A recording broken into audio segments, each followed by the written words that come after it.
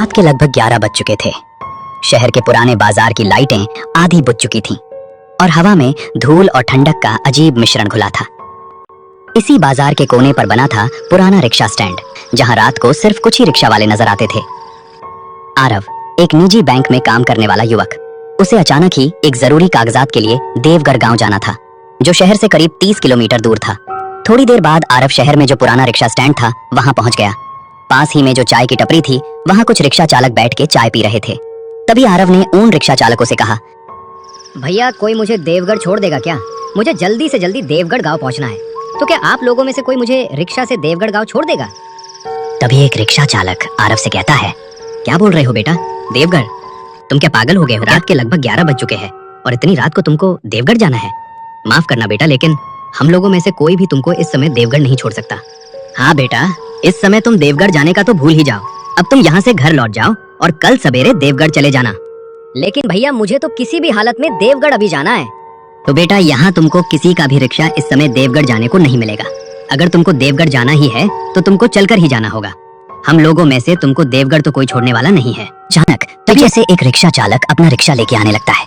जैसे ही रिक्शा उस चाय के टपरी के पास रुक जाती है, तभी आरव उस रिक्शा चालक से कहता है, भैया मुझे देवगढ़ जाना है, क्या आप मुझे आपके रिक्शा से देवगढ़ गांव तक छोड़ दोगे? मुझे अर्जेंट देवगढ़ जाना है। बेटा इस वक्त देवगढ़ ये तो नहीं हो सकता। रात में देवगढ़ पहुंचना ठीक नहीं बेटा। क्या हुआ भैया, देवगढ़ गांव क्यों नहीं जा सकते? क्या देवगढ़ गांव का रास्ता खराब है क्या? बेटा रास्ता खराब नहीं है, तुम्हारा वक्त खराब है। देवगढ़ जाना रात में अच्छा नहीं माना जाता।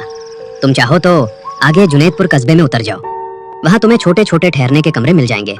सुबह होते ही देवगढ़ चले जाना।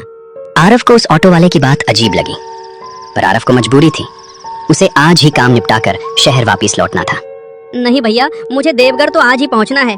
आप पैसा थोड़ा ज्यादा लो, लेकिन मुझे देवगढ़ अभी पहुंचा दो। ठीक है बेटा, मैं तुमको देवगढ़ अभी पहुंचा देता हूँ, लेकिन मेरी बात याद रखना, रात के कुछ रास्ते इंसानों के लिए नहीं होते। आरव उसकी बातों को अंधविश्वास समझकर चुप बैठ गया और रिक्शा में बैठ गया। रिक्शा धीरे धीरे खाली सुनसान अंधेरी सड़कों से गुजरने लगी। हवा में अजीब खामोशी थी, कुत्ते भी आज कम भौंक रहे थे। रास्ते से अजीब तरह से आवाजें सुनाई दे रही थी। बेटा तुम अकेले इतनी रात को देवगढ़ क्यों जा रहे हो? तुमको पता नहीं बेटा, देवगढ़ में इतनी रात को कोई इंसान जाता नहीं। मुझको रिक्शा चलाते हुए आज 15 साल हो रहे हैं, लेकिन मैंने मेरे जिंदगी में पहला इंसान देखा जो इतनी रात को अकेला देवगढ़ गांव जा रहा है। भैया मुझे ये समझ नहीं आ रहा है कि देवगढ़ जाने के लिए कोई भी रिक्शा वाला तैयार क्यों नहीं होता। ऐसा क्या है उस देवगढ़ गाँव में? बेटा वो तो मुझे भी पता नहीं कि देवगढ़ में क्या है, लेकिन लोग कहते हैं कि रात को देवगढ़ गांव जाना मौत को दावत देने जैसा है। करीब आधे घंटे के बाद रिक्शा जुनैदपुर पहुंच गया। रिक्शा रुक जाता है। बेटा मैं आखिरी बार तुमको कह रहा हूँ, यहीं जुनैदपुर उतर जाओ।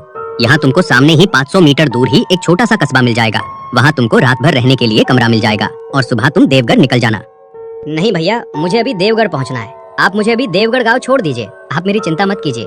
ठीक है बेटा, लेकिन आगे जंगल वाला रास्ता पड़ेगा। मैं देवगढ़ गांव के दरवाजे तक नहीं जाऊंगा, वहां से तुमको चलकर ही जाना होगा। ठीक है भैया, मुझे देवगढ़ गांव के पास तक छोड़ दो, मैं वहां से चलकर चला जाऊंगा। कुछ देर बाद रिक्शा सुनसान कच्चे रास्ते पर पहुंच गया। रास्ता इतना डरावना था कि उस रास्ते से कोई भी गाड़ी या इंसान दिखाई नहीं दे रहा था। रात के ठीक 12 बज चुके थे। इधर उधर से उल्लुओं की, जंगली जानवरों की आवाजें आ रही थीं। ऐसा लग रहा था कि रिक्शा के आगे कोई उनको बुला रहा हो। थोड़ी ही देर बाद रिक्शा देवगढ़ गांव के नजदीक पहुंच जाता है। बस बेटा, मैं इससे आगे नहीं जा सकता। यहाँ से देवगढ़ गांव पास में ही है, आधा किलोमीटर। भगवान तुम्हारा भला करे बेटा, तुम अच्छे से देवगढ़ गांव पहुंच जाओ। रिक्शा वाले ने तुरंत अपना रिक्शा घुमाया और वापस लौटने लगा। आरव उसे आवाज देता रहा, पर उसने पीछे मुड़कर नहीं देखा। अब आरव अकेला था। रास्ते के दोनों तरफ ऊंचे ऊंचे पेड़ थे। हवा उनकी शाखाओं को हिलाकर एक भयानक फुसफुसाहट पैदा कर रही थी। आरव ने अपना बैग ठीक किया और आगे बढ़ा। कुछ कदम चलने पर उसे एक टूटी चाय की दुकान दिखी। दुकान बिल्कुल सुनसान थी। उस दुकान के पास कोई नहीं था, सिर्फ एक लालटेन के और एक लकड़ी का बेंच था। थकावट से टूट चुका आरव उसी पर लेट गया। करीब 20 मिनट बाद आरव को किसी के चलने की आवाज आई। आरव चौकन्ना होकर खड़ा हो गया। तभी सामने से एक लंबा, दुबला, पतला आदमी, काले कपड़े, कंधे पर फटा कंबल धीरे धीरे आगे आ रहा था। भैया रुकिए, क्या आप देवगढ़ जा रहे हो? क्या हुआ, ऐसा क्यों बोल रहे हो? भैया मुझे देवगढ़ जाना है, रात में अकेले रुकना मुश्किल है। अगर आप देवगढ़ गांव जा रहे हो तो मुझे अपने साथ ले चलिए। मेरे साथ चलना है तो मेरी बातें माननी होंगी, नहीं तो तुम्हारी लौटने की सुबह नहीं होगी। आरव डर गया, लेकिन उसके ऊपर मजबूरी थी, इसके कारण उसने हाँ कर दी। ठीक है भैया, आप जो कहोगे मैं वही करूंगा, बस मुझे देवगढ़ गांव तक आपके साथ आने दो। ठीक है, तो आ जाओ मेरे साथ साथ। और हाँ, भूल कर भी पीछे मुड़कर मत देखना। क्यों भैया, क्या होगा अगर मैंने पीछे मुड़कर देखा तो? मैंने तुमको पहले ही बताया था कि मैं जो कहूंगा वो तुमको करना होगा, तो भी तुम मेरे बात को काट रहे हो। अगर मेरे साथ चलना है तो मैं जैसा बोलूंगा वैसा तुमको करना पड़ेगा, नहीं तो मैं चला। ठीक है भैया, मैं अब कुछ नहीं बोलूंगा और आपकी हर बात मानूंगा। तभी आरव और वो आदमी रास्ते से आगे बढ़ते गए। कुछ ही दूर जाने के बाद चलते चलते आदमी बोला, अगर तुमको पीछे से कोई पुकारे तो भी मुड़कर मत देखना। इस रास्ते की आवाजें इंसानों की नहीं होती। ये सुन के आरव के रोंगटे खड़े हो गए।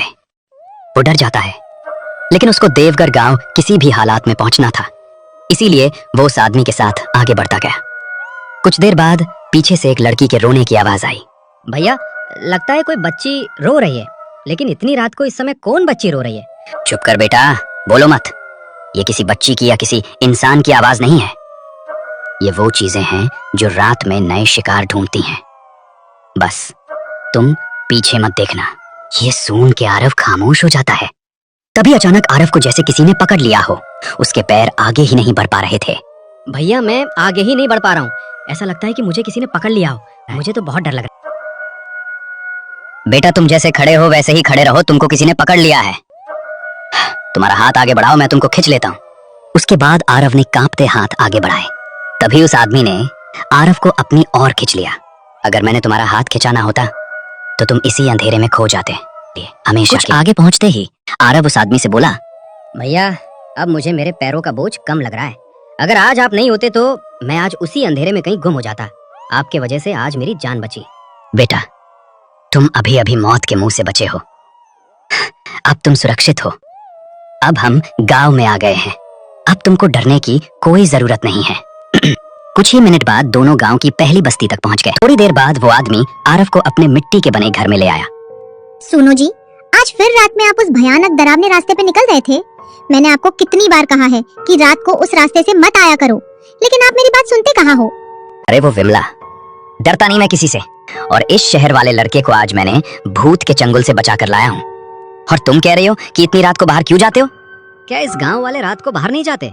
नहीं बेटा, इस गांव के लोग रात को कभी बाहर नहीं निकलते।